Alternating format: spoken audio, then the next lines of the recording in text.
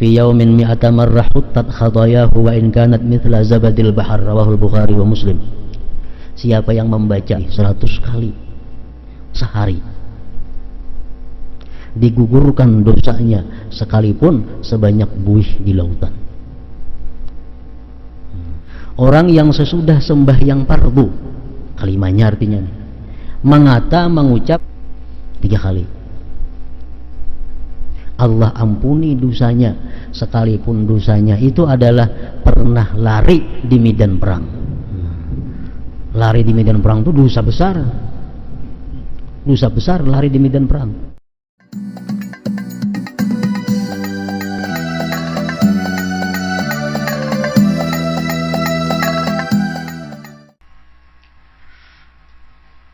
Ada orang yang hidupnya serba berkelebihan. Segala yang ia hendak ada, segala yang ia mau ada. Tetapi dalam ilmu Allah, orang ini matinya masuk neraka. Ini orang berarti kada dapat rahmat Allah Subhanahu wa ta'ala. Jadi kalau kita minta kepada Allah agar disayangi, kita minta kepada Allah agar diberi rahmat, kita harus siap. Siap apa? Siap senang, siap menderita.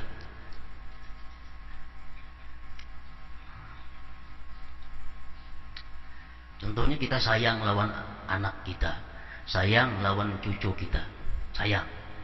Ini hendak makan coklat, kita tangati.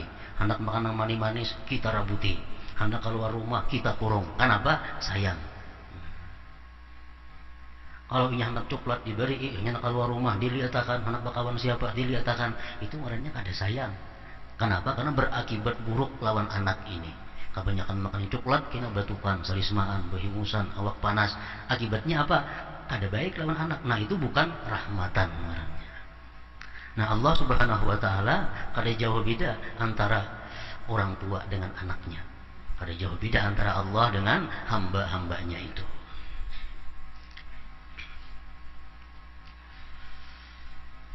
Para ulama mengatakan, inna minal hawadis ala qismaini ma yuzannu annahu rahmah ma annahu la yakunu dhalik bal fil haqiqah adzab, wa minhu ma yuzannu annahu adzab ma annahu fil haqiqah rahmah. Sesuatu yang ada dalam dunia ini, ada yang disangka itu rahmah, disangkanya itu adalah merupakan kasih sayang Allah, padahal sebenarnya itu adalah azab Allah. Ada sesuatu yang dikira disangka itu azab Allah, tetapi pada sebenarnya itu adalah rahmat Allah Subhanahu wa ta'ala kepadanya. Nah contohnya orang-orang yang hidupnya ini lebih banyak maksiat daripada taatnya. Orang-orang yang hidupnya lebih banyak maksiat daripada taatnya, tetapi kehidupannya makmur, sihat orangnya, kada pernah garing nang terlalu garing, kada pernah inting-inting aja.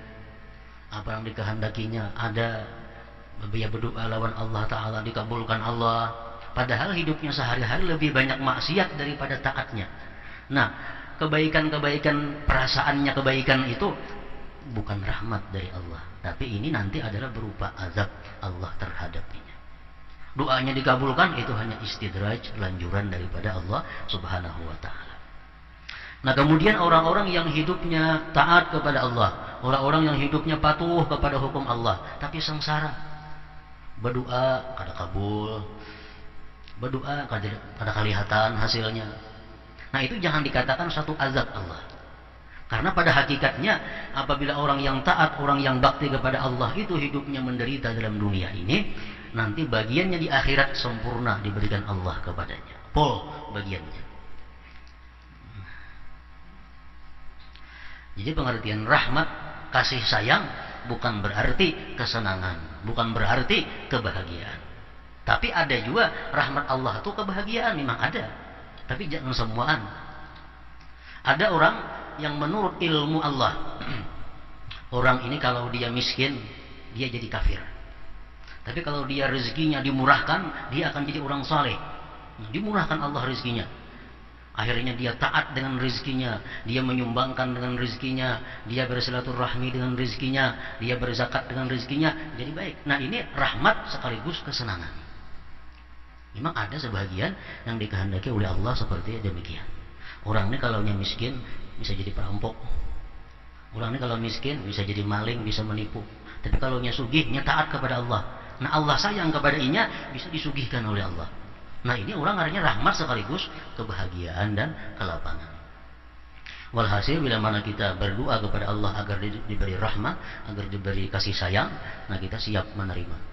Baik kasih sayang itu kaina berupa kesenangan atau berupa kesengsaraan.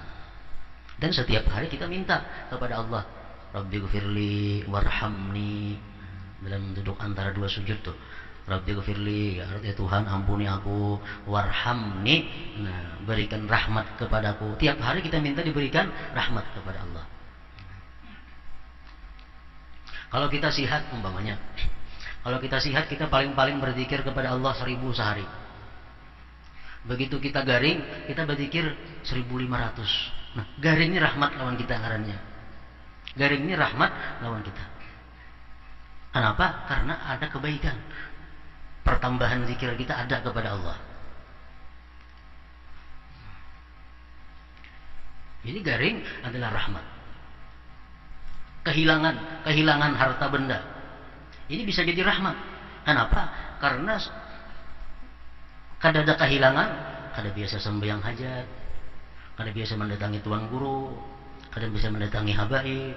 Begitu kehilangan, nah di mana tuan guru didatangi, beri duit, tolong doa, ini rahmat kehilangan baginya. Kenapa? Bapak Tuhan lawan tuan guru, lawan habaib, memberikan sumbangan kepada fakir miskin supaya hartanya yang hilang itu dapat. Berarti kehilangan itu hakikatnya rahmat baginya, kebaikan. Ya hanya kada ada kehilangan, kada tahu-tahu lawan habaib, kada tahu-tahu lawan tuan guru, kada tahu-tahu anak yatim. Begitu kehilangan, hanya tahu, nah ada kebaikan yang ngarannya. Jadi Allah memberikan rahmat kepada manusia ini macam-macam jalannya.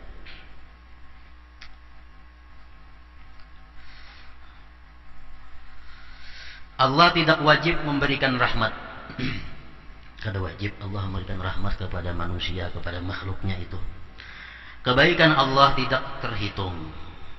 Di antaranya adalah kasih sayangnya kepada kita, yaitu Ia memberi kita hidayah untuk beriman dan beramal saleh, serta memberi kita berbagai hal yang membahagiakan kebaikan, yang membahagiakan.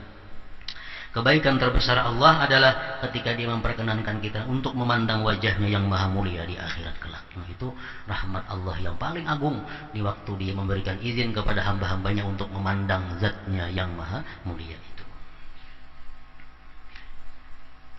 Dalam bait syair di atas, Sayyid Abdullah bin Alawi Al-Haddad radhiyallahu anhu juga memohon agar hati kita disatukan dalam melakukan taat dan kebajikan.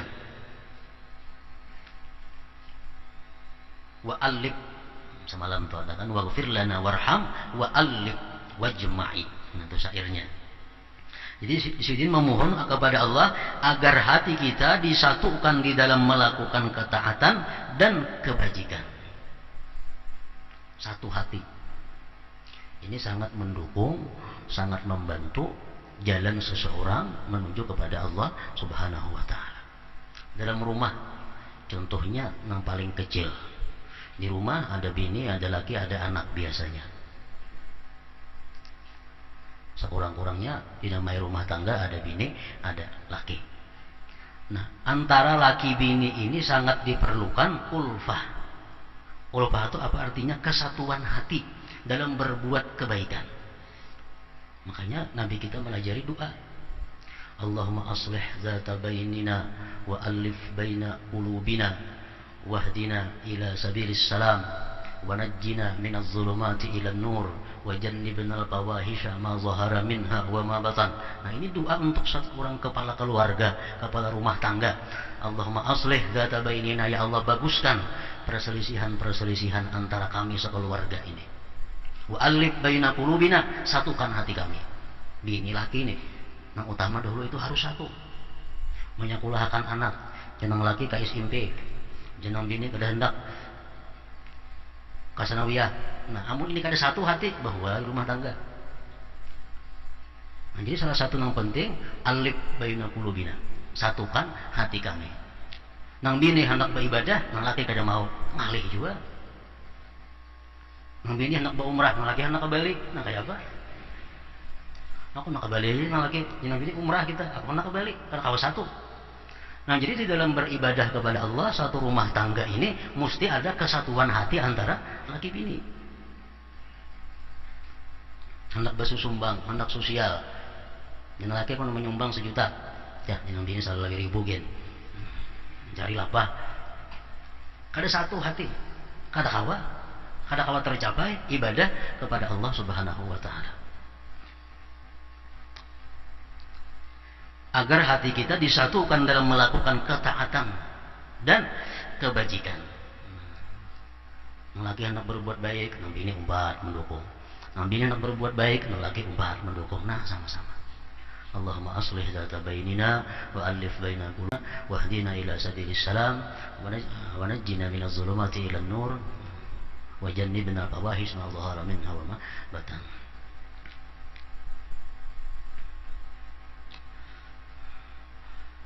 Dan kelak dapat berkumpul di sisinya di negeri kemurahannya, tempat yang penuh kebahagiaan. Itu salah satu di antara doa pengarang di dalam bait syair tersebut.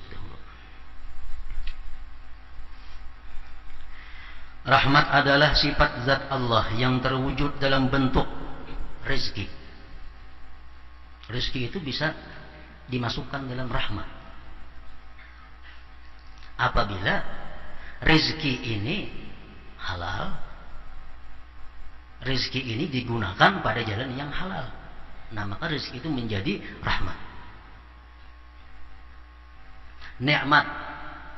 Nikmat itu bisa termasuk dalam bagian rahmat. Kalau nikmat yang diberikan Allah itu bisa kita mensyukurinya, bisa mengelolanya. Keridhaan Allah termasuk rahmatnya juga, hujan termasuk rahmatnya juga, matahari termasuk rahmatnya juga, surga dan lain-lain. Berbagai rahmat ini oleh Allah ditaburkan di bumi. Al-Quran juga merupakan salah satu rahmat Allah. Sebagaimana wahyu Allah Ta'ala, wa nazzalna 'alaikal kitaba tibyanan likulli syai' wa hudaw wa rahmah. Dan kami turunkan kepadamu Al-Kitab, Al-Quran artinya, untuk menjelaskan segala sesuatu dan petunjuk serta rahmah. Jadi artinya segala sesuatu yang diperlukan oleh seseorang hamba Allah itu ada jelas di dalam Al-Quran. Namun berhubung manusia ini Allah Subhanahu wa taala kada rata memberikan pahamnya, nah sebalik ada nang betamuan dalam Quran, ada nang kada. Padahal dalam Quran itu semua yang kita perlukan ada. Ada yang bertakwa dalam Quran itu kada dijelaskan sembahyang maghrib 3 rakaat, Isya 4 rakaat kadada, Zuhur 4 rakaat kadada dalam Quran. Nang ada cuma sembahyanglah kamu. Gimana dapat 3 rakaatnya itu? Maka jadi Quran ada semuaan. Nah dijawab oleh ulama itu, Al-Quran mengatakan bahwa wa ma atakumur rasulu fakhuzuh wa ma nahakum anhu fantahu. Menjadi Quran mengatakan apa-apa yang dikerjakan oleh Rasulullah turuti, apa-apa yang ditinggalkan oleh beliau jauhi. Nah kalau Rasulullah sembahyang maghrib 3 rakaat itu Al-Quran artinya, itu Al-Quran. Beliau sembahyang maghrib 3 rakaat itu Al-Quran, karena Al-Quran mengatakan apa yang dilaksanakan Rasulullah ikuti. Nah, Isya beliau 4 rakaat berarti itu Al-Quran. Wa manahakum anhu pantahu, dan yang dilarang oleh Nabi jauhi. Artinya apa? Setiap yang dilarang oleh Nabi berarti itu Al-Quran melarangnya.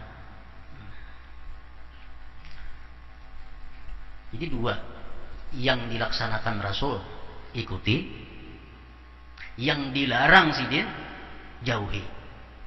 Nah di tengah-tengah itu ada sesuatu nang sidin kada manggawi bang lawan nang kada melarang kayak apa? Banyak tuh. Nabi kita manggawi kada pernah sidin itu, tapi melarang kada pernah juga. Contohnya apa? Orang bertahlil. Rasulullah kada pernah bertahlil sidin untuk orang mati. Sidin manggawi kada ada, melarang kada ada. Melaksanakan maulid, peringatan maulid Nabi, sidin menyuruh kada ada, melarang kada ada juga. Nah kayak apa nih tuh? Itu termasuk di tengah-tengah ngarannya. Nah bila termasuk di tengah-tengah sidin menggawi kada pernah Rasulullah melarang sidin kada pernah, itu kembalikan kepada dasar hukum yang pertama. Dasar hukum yang pertama apa? Apakah sesuai dengan kaidah-kaidah Islam atau kada? Tahlil untuk orang mati. Tahlil itu apa garang isinya? Orang membaca zikir, orang membaca salawat, orang membaca Quran. Nah, bertentangan kalawan kaidah Islam. Oh, kada bertentangan. Nah, semacam berarti kada apa-apa. Bertahlil itu ada mendoakan orang nang mati. Boleh kada mendoakan orang nang mati? Al-Quran ada mendoakan nang mati. Rabbana ighfir lana wa li ikhwanina alladziina sabaquna bil iman. Ya Allah, ampuni kami dan orang-orang yang mendahului kami dengan iman yang sudah mati artinya. Nah, jadi bertahlil itu walaupun kada dilakukan oleh Rasulullah, cuma isinya tahlil dan tujuannya tahlil kada bertentangan dengan kaidah Islam. Boleh artinya itu. Maulid Nabi sama aja nih tuh. Nabi kada pernah melaksanakan maulid. Melarang kada ada juga. Bolehlah maulidnya itu. Kita cari isinya maulid itu nang apa? Nah, maulid itu isinya misalnya mengucapkan selawat lawan Nabi. Nah, mengucapkan selawat itu baik. Nah, maulid itu memberi makan orang baik dalam Islam. Nah, selama isinya itu kada bertentangan dengan Islam, berarti itu ngarannya baik. Bila isinya ada sebuting juga pun yang bertentangan dengan Islam, semuaan jadi kada baik. Memangnya dalam maulid tuh 10 perkara isinya. 9 cucuk lawan Quran hadis, tapi sebuting ada nang luput, nang 9 terbakar semua. Terbakar semuaan. Artinya apa? Terbakar itu kada diterima lagi oleh Allah, kada diterima lagi oleh hukum, dan hukumnya pun berubah menjadi haram. Contohnya, orang maulid memberi makan orang baik, berselawat baik, mengumpul orang ke rumah baik, membesarkan memuliakan Nabi baik. Tapi duitnya duit nang kada halal. Nah, semuaan jadi kada baik. Semuaan jadi kada baik. Jadi menggawi maulid bukan jadi pahala, jadi dosa.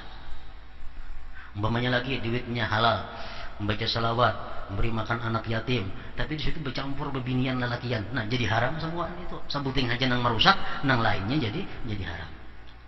Itu kaidah hukum sudah itu, kada kau diubah lagi. Menjauhi larangan lebih diutamakan daripada melaksanakan perintah. Itu kaidah sudah. Menjauhi larangan Allah diutamakan daripada melaksanakan perintah Allah. Umpamanya, contohnya, ada pakaian. Pakaian ini kada halal. Kada halal.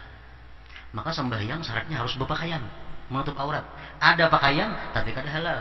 Kalau itu kada dipakai, betilanjang lah sembahyang, betilanjang sembahyang. Betilanjang. Kenapa? Karena mengutamakan meninggalkan larangan itu lebih daripada melaksanakan perintah. Nah, jadi wa ma atakumur rasul fakhudhuhu wa ma nahakum anhu fantahu. Yang dilaksanakan oleh Rasul ambil olehmu, yang sidin tegah akan kamu jauhi daripadanya. Jadi apa yang di Quran itu semuaan lengkap sudah ada. Nah, oleh karena itu Al-Quran disebut hudan wa rahmah. Nah, petunjuk dan rahmat Allah. Rasulullah sallallahu alaihi wasallam dan agama Islam juga rahmat. Rasulullah rahmat zatnya sudah. Inna arsalnaka rahmatan lil alamin, kami utus engkau rahmat bagi seluruh alam. Rasulullah SAW dan agama Islam juga rahmat. Allah mewahyukan yakhtassu bi rahmatihi may yasha.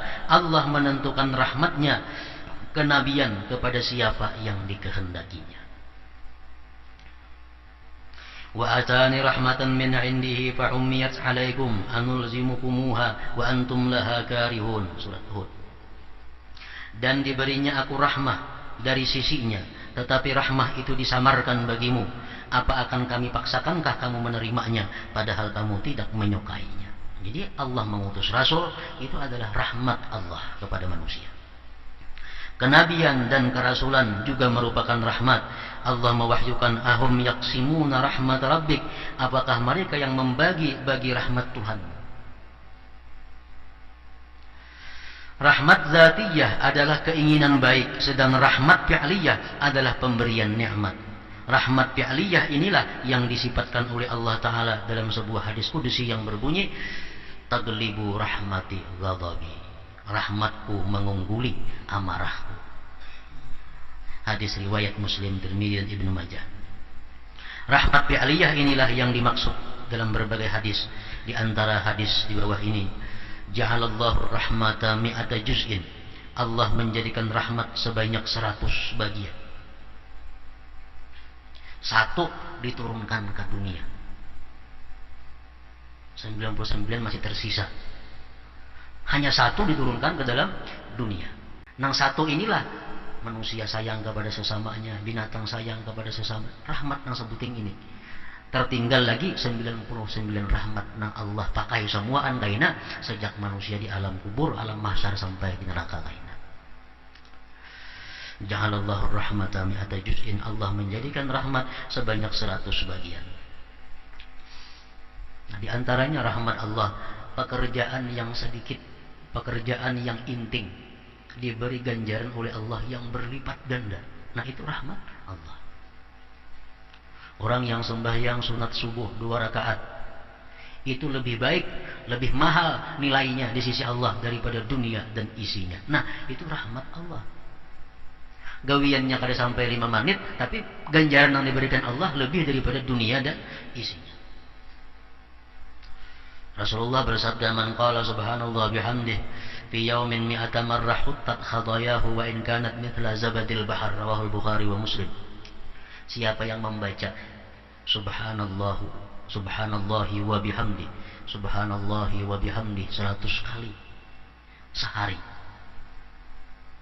digugurkan dosanya sekalipun sebanyak buih di lautan. Kita hari ini membaca subhanallah bihamdi 100, dosa kita habis walaupun lebih daripada buih di lautan banyaknya. Ini rahmat Allah kepada manusia. Jadi orang nang mati membawa dosa, orang nang mati masuk neraka, itu orang nang memang kurang akalnya. Padahal Allah menawarkan rahmatnya, kasih sayangnya sangat luas di dalam dunia. Kalau kita menghitung buih di laut itu berapa banyaknya, andai kata macam itu dosa kita banyaknya hilang dengan kita baca subhanallahi wa bihamdih 100 kali. Ada lagi hadis lain, itu mungkin ujar ulama mengatakan itu dosa-dosa kecil. Dosa-dosa kecil. Ada lagi hadis mengatakan, man istaghfara dubura kulli salatin faqala astaghfirullah alladzi la ilaha illa huwal hayyul qayyum wa atubu ilaih ghafarallahu dzunubahu wa in kana qad farra minaz zahm. Rawahu Ibnu Sunni. Orang yang sesudah sembahyang fardu, kalimatnya artinya mengucap subhan astaghfirullah alladzi la ilaha illa huwal hayyul qayyum wa atubu ilaih 3 kali, Allah ampuni dosanya, sekalipun dosanya itu adalah pernah lari di medan perang. Lari di medan perang itu dosa besar. Dosa besar lari di medan perang. Kita misal berperang lawan orang kafir, orang kafirnya saikung, kita buka, itu dosanya bukan main. Tapi kalau orang kafirnya bertiga, nah kita boleh buka. Kalau berdua masih kada boleh buka. Nah ininya buka, padahal musuhnya saikung aja orang kafirnya, makanya buka. Itu dosanya sangat besar di sisi Allah. Tapi kalau kita melakukan setiap kali sembahyang astagfirullah alladzi la ilaha illa huwal hayyul qayyum wa atubu ilaihi 3 kali, dosanya dihapus oleh Allah. Nah ini menunjukkan apa? Walaupun dosa kita itu dosa yang besar, tapi kalau kita imbas sembahyang membaca itu dihapuskan juga oleh Allah Subhanahu wa ta'ala. Orang kada sembahyang itu dosa besar. Orang kada puasa bulan Ramadan itu dosanya besar. Tapi kalau ia mengamalkan ini tiap hari dihapus oleh Allah Subhanahu wa ta'ala. Hutang tetap dibayari. Hutang ada punahan itu. Kalau sembahyang berapa kali itu tetap dibayar. Cuma Allah memaafi bahwa ini dulu kada sembahyang, ini dulu kada, dimaafkan oleh Allah. Masalah hutang itu lain lagi. Tetap dikablah dibayar.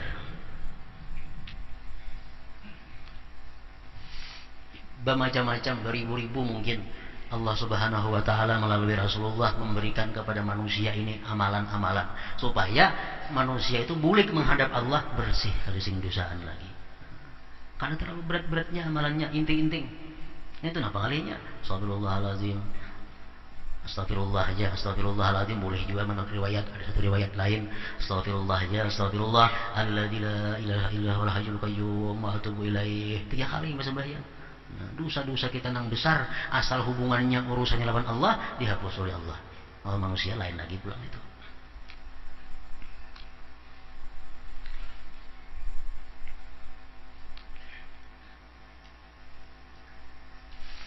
Makanya jadi Rasulullah, kullu ummati yadkhuluna al-jannah illa man aba. Itu ya sudah, seluruh umat pun masuk surga. Nang kada hakun mana aja nang ada masuk neraka itu. Nang kada hakun surga illa man aba, kecuali nang kada hakun. Kenapa? Karena jalan menuju surga itu kadang ngalih seperti yang dibayangkan, kada sulit seperti nang dibayangkan.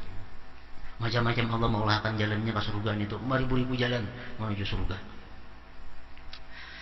Ar-Rahman dan Ar-Rahim artinya adalah Dia yang memiliki rahmat yang teramat luas dan diberikan secara berulang kali. Pemurah dan kebaikannya meliputi seluruh jagat dan dari aras sampai bumi. Allah Ta'ala mewahyukan dalam sebuah hadis qudsi, wa rahmati wasi'at kulla syai, dan rahmatku meliputi segala sesuatu. Kemudian Sayyid Abdullah bin Alawi Al-Haddad radhiyallahu anhu juga memohon kebaikan bagi setiap orang yang hatinya hancur. Hatinya hancur. Ada hadis qudsi yang mengatakan, ana indal munkasirati qulubuhum. Ya Tuhan, aku di sisi orang-orang yang hatinya hancur. Maksudnya hatinya hancur ini macam apa? Siapa yang hatinya hancur ini? Contohnya, kita nak berhutang lawan orang, nak berhutang duit lah, nah, 1.000 rupiah, 100.000, nak nukar ini. Bah, dia nggak kalau mau tanya, nah hancur hati. Itu maksudnya. Nah, di waktu kita ditolak orang itu, kita berdoa kepada Allah, doa kita mustajab. Ana indal munkasirati qulubuhum. Ketika melamar ditolak orang, hancur hati. Ana indal munkasirati qulubuhum. Aku ya Tuhan di sisi orang yang hancur hatinya. Nah, apakah bila permohonan kita ketika dikabulkan oleh manusia, hancur kita hati kalau itu indal munkasirah. Nah, pada saat-saat hati kita yang hancur itu, kita berdoa kepada Allah, mustajab doa. Kebaikan bagi setiap orang yang hatinya hancur, memohon taufik untuk mengerjakan hal-hal yang dapat membuat Allah ridha. Maka beliau radhiyallahu anhu berkata, ya Rabbi wajburna wafiqna lima yurdika anna anta asma'u man du'i. Wahai Tuhanku, sempurnakanlah hati kami dan beri kami taufik untuk mengerjakan segala sesuatu yang Engkau ridai. Sesungguhnya Engkau maha mendengar orang yang berdoa. Sesungguhnya Allah maha mendengar doa, maha kuasa untuk melakukan apa yang dikehendakinya. Pada hakikatnya tidak ada yang berkuasa selain Allah, tidak ada Tuhan kecuali Allah, dan tidak ada kebaikan kecuali kebaikannya.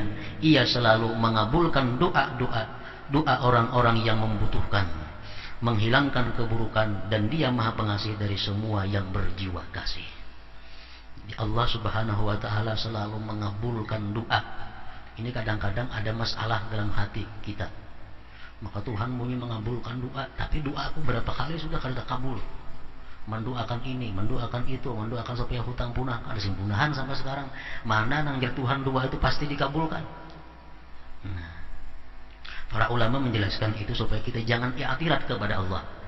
Nah, jangan i'tirat artinya jangan sangka baik, jangan sangka buruk kepada Allah. Jangan sangka buruk. Bahwa setiap doa